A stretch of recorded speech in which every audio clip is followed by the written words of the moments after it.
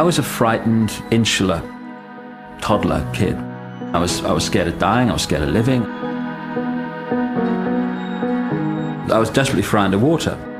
You know, so I'd hide me swimming trunks when we went to school swimming lessons, so that I'd say I've left me trunks at home and I can't go in, you know. I was terrified of dogs. I lived on this massive council estate in Leicester. My father mentally and emotionally gave me a really hard time as a kid. And at the age of 15, I'd have gladly throttled him. But I look back now and I say, thanks for everything. We were skint.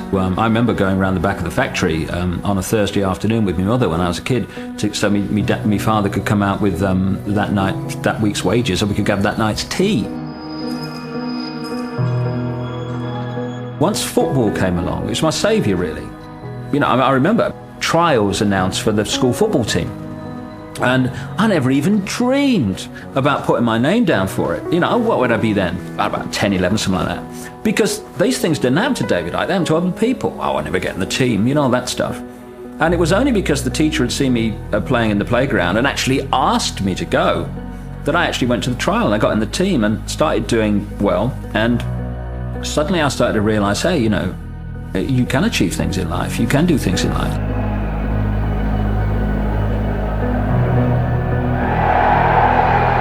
When my arthritis came, and I didn't know what else am I going to do at that time. I wanted to be a footballer. I wanted to be a footballer since I was a kid. And now my joints are swelling up, and they're telling me I'm going to have to pack it in. Now I thought, I'm not packing it in. I want to give it a go. So I went to a club called Hereford United that was a league club then. And I played the whole season with rheumatoid arthritis. Every morning when we were training, and warming up for training on cold English mornings, I was in agony. But then rheumatoid arthritis finished my career at 21. When my football career finished, I was so devastated that I had to set a new goal.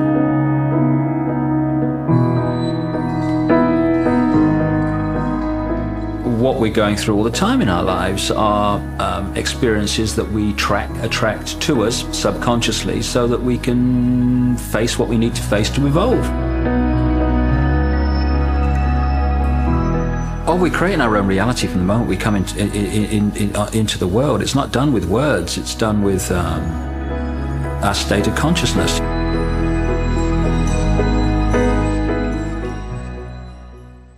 Here's David Icke.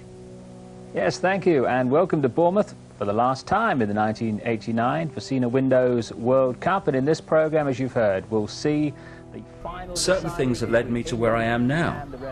I went into journalism, which gave me the ability to write simply.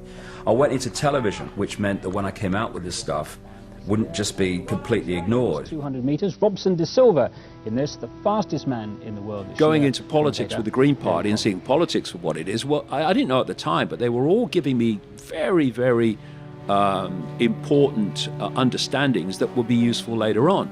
Martin Luther King talked about power without compassion, might without morality, and strength without sight. They are the values that allow our societies to abuse animals.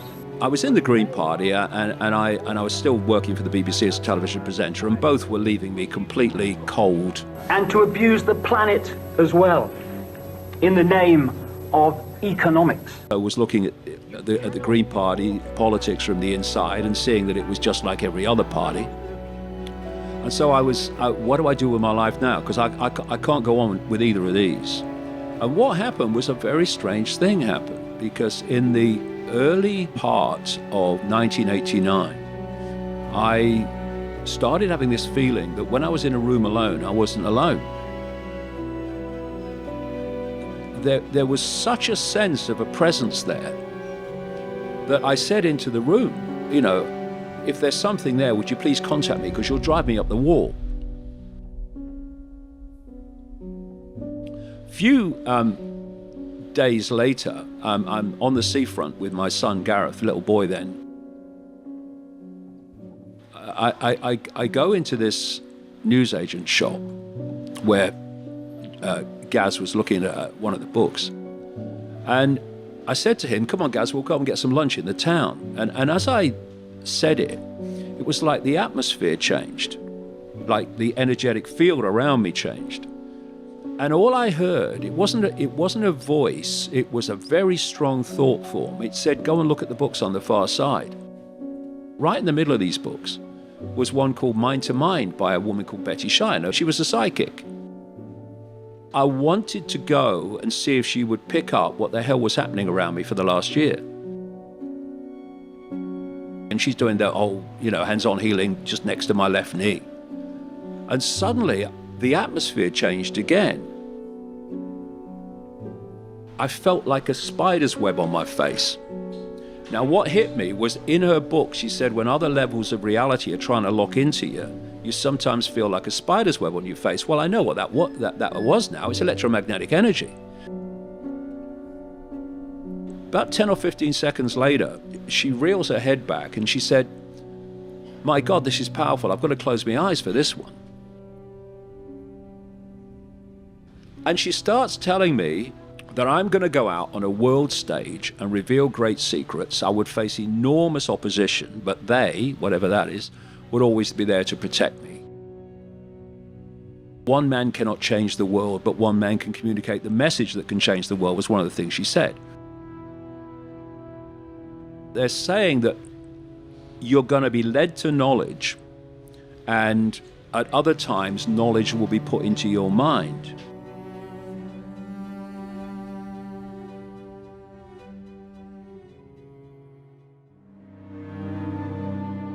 I suddenly got this feeling I needed to go to Peru. I ended up at this so-called Inca site called Synchronicity. We're driving away from Synchronicity and I'm just daydreaming, which I do all the time. And I'm looking at this hill. All I could hear in my head was "come to me." And I'm thinking, I was introducing the snooker not long ago, actually, and now this frickin' hill's talking to me. There's all these kind of stones. It's kind of circle-like of stones. And I walked into the middle, and it's beautiful, and there's not a cloud in the sky. It's a pure blue Peruvian sky, piercing sun.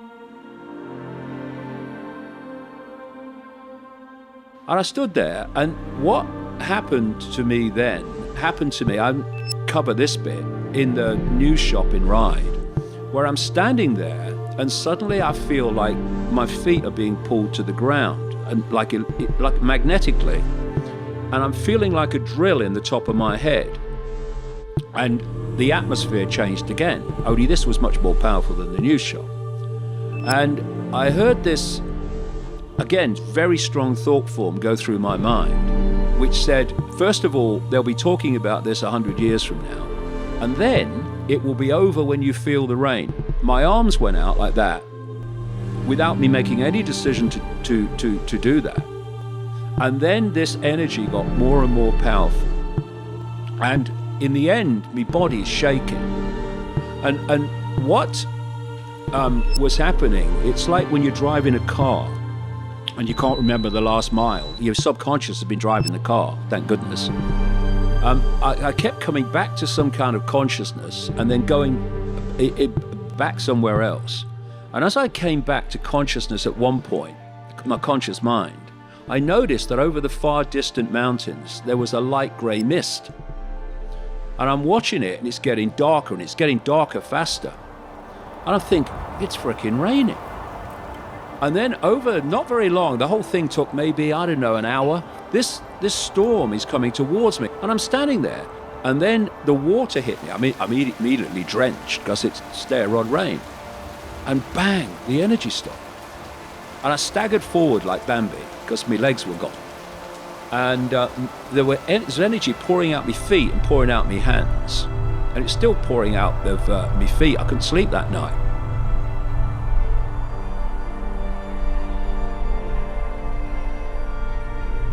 Something changed. You lived your life in a bubble, and someone's come along without any warning and popped the bloody thing. And suddenly everything that was outside the bubble was pouring in. So my mind is absolutely awash with information, concepts, insights. In that period, it lasted about 3 months. If you'd have asked me my name, I'd have checked. And that it was in that period, in my turquoise shell suit, that I went on to the Wogan show. You know, the best way of removing negativity is to laugh and be joyous. So I'm delighted that there's so much laughter in the audience tonight. But no, it's But just let me say this. They're laughing at you. They're not laughing with you. Fine. Hello. Hi. David Icke. I'm going to be interviewed on a program at 10:15. Right. We have reviewed the material which has submitted to us. Say again? We've reviewed the material which has submitted to us. Uh-huh.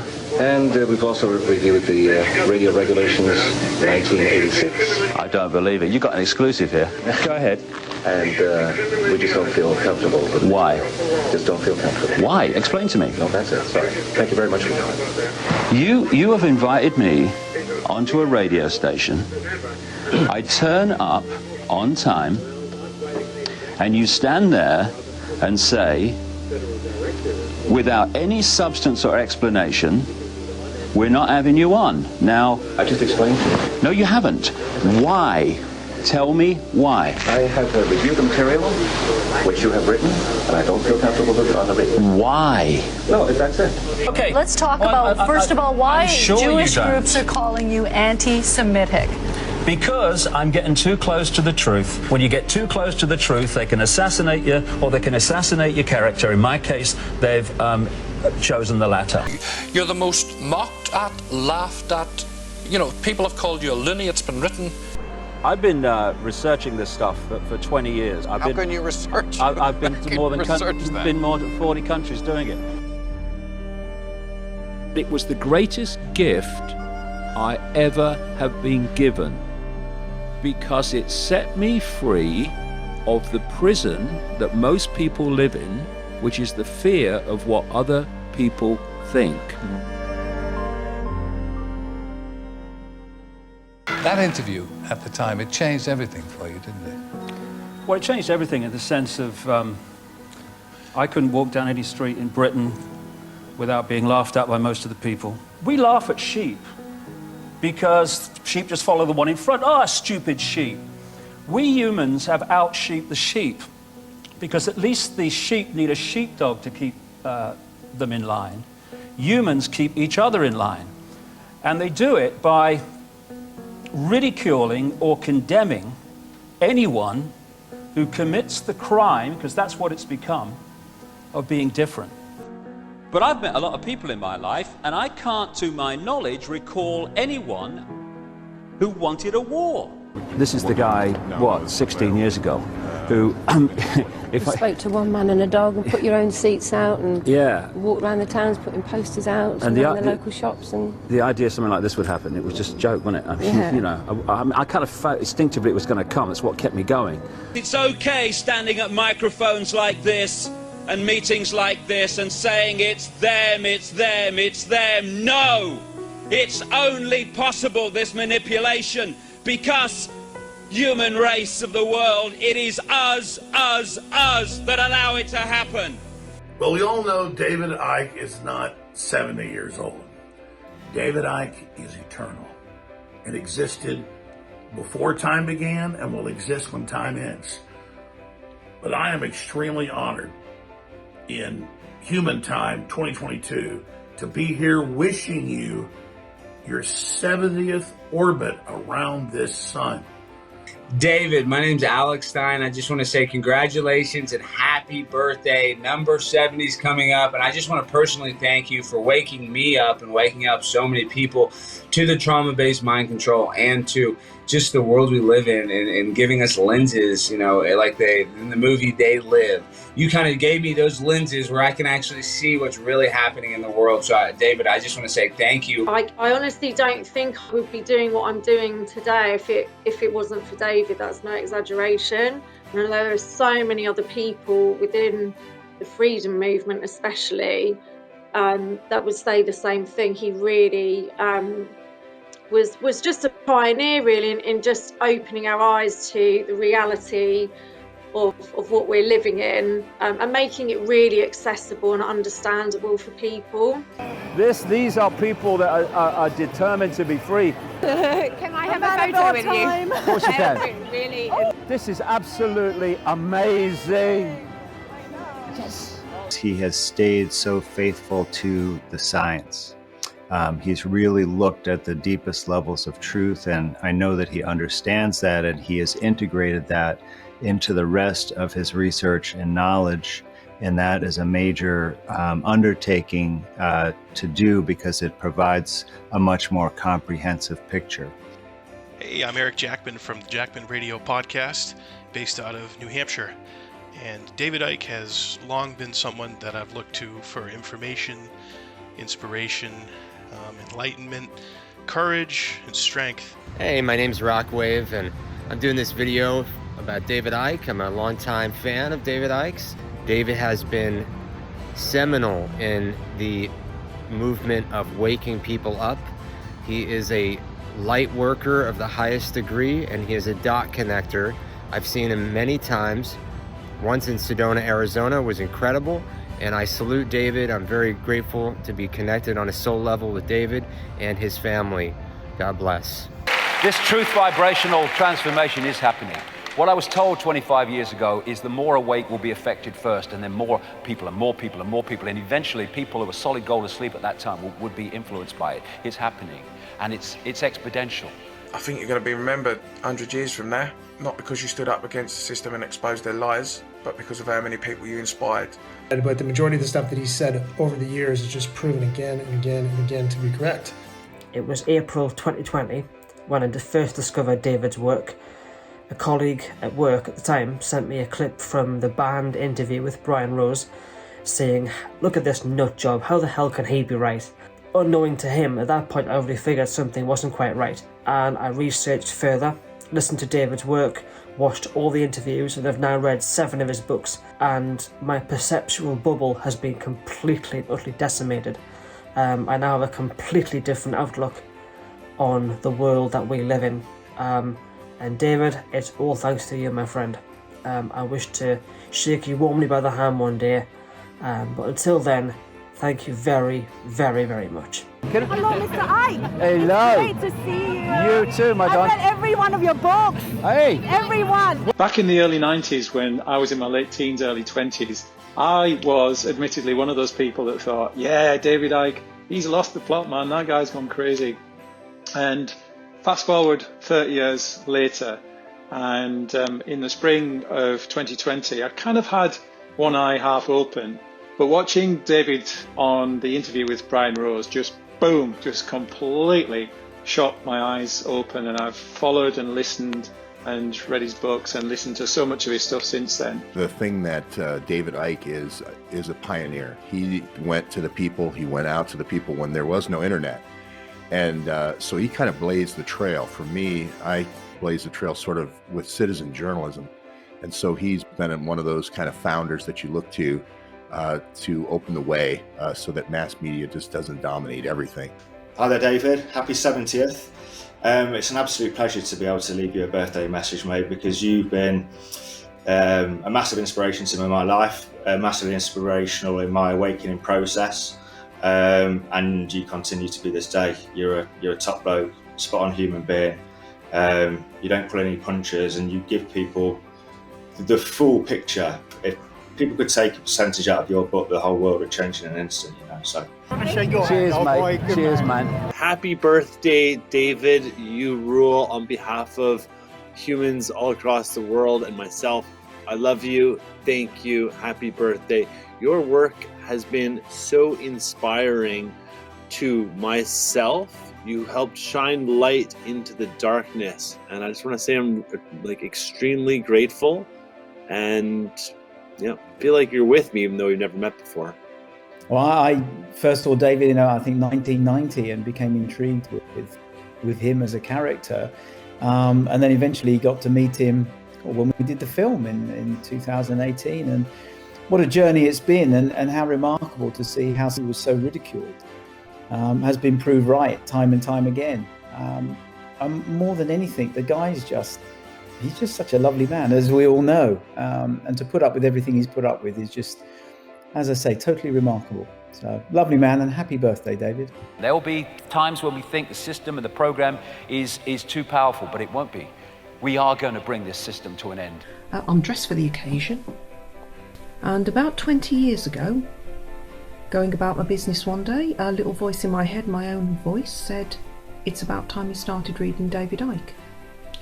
On that prompting, I bought my first book, and it was The Biggest Secret. And David, for everything you've done, I am so, so grateful.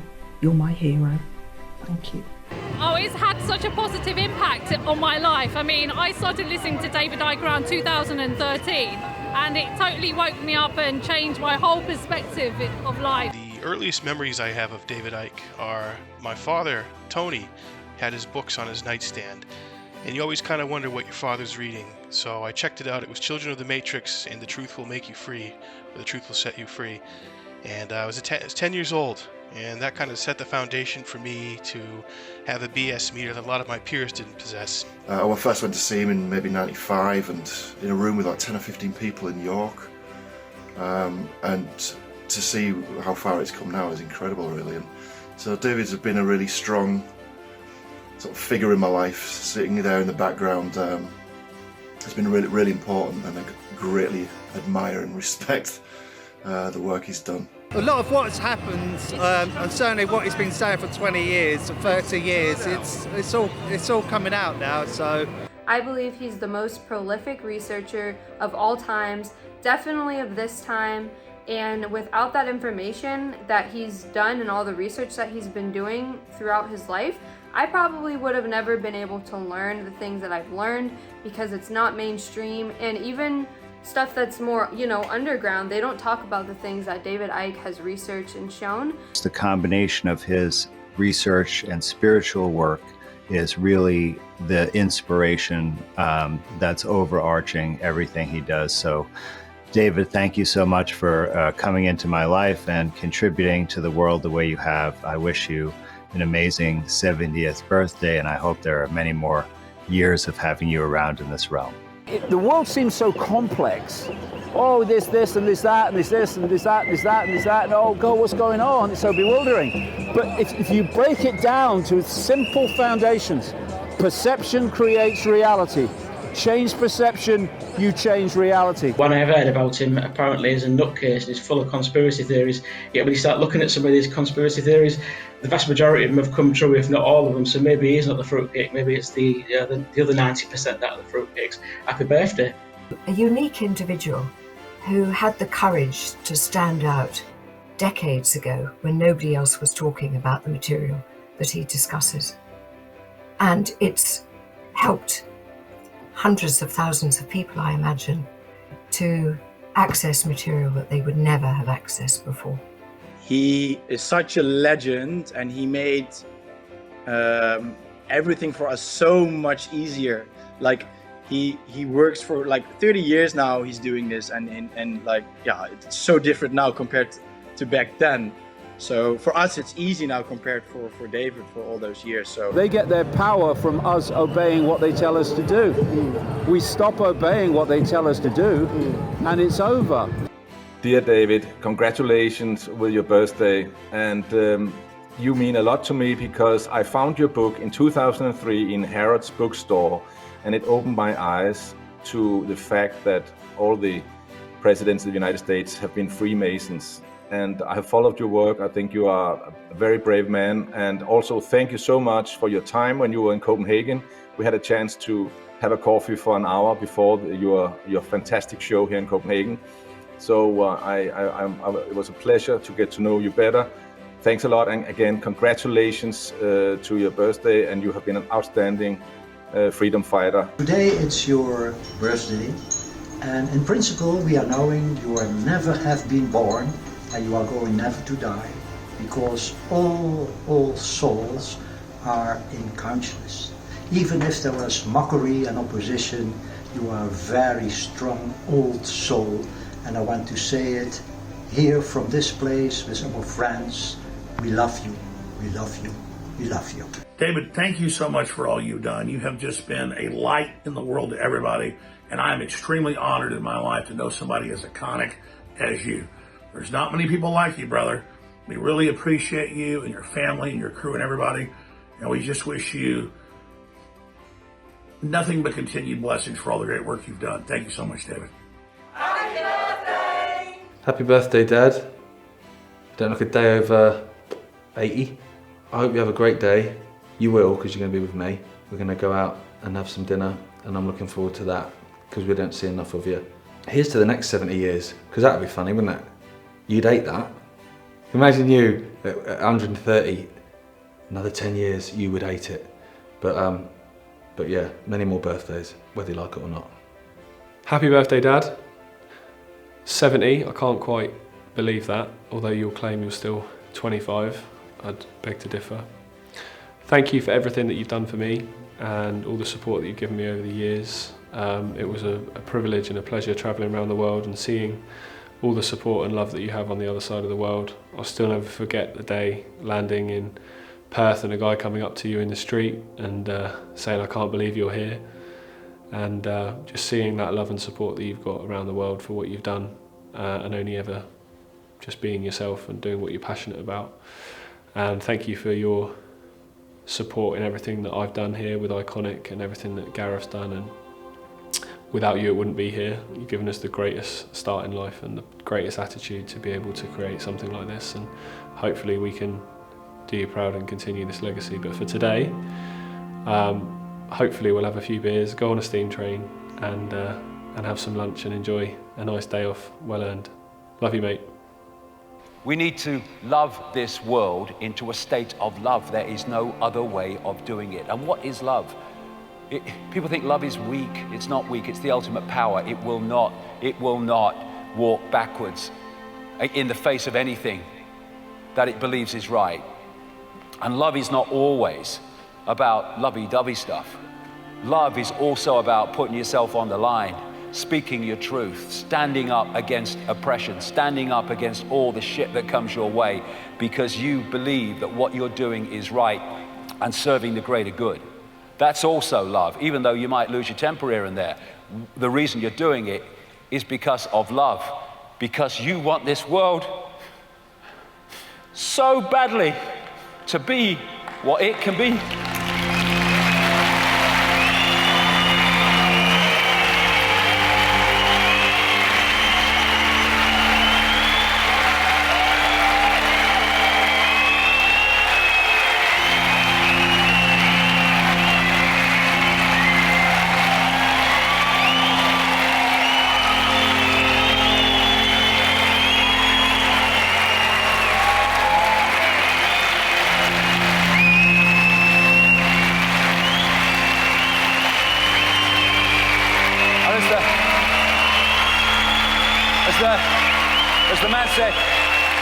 As the man said, I've been to the top of the mountain and I've seen the promised land.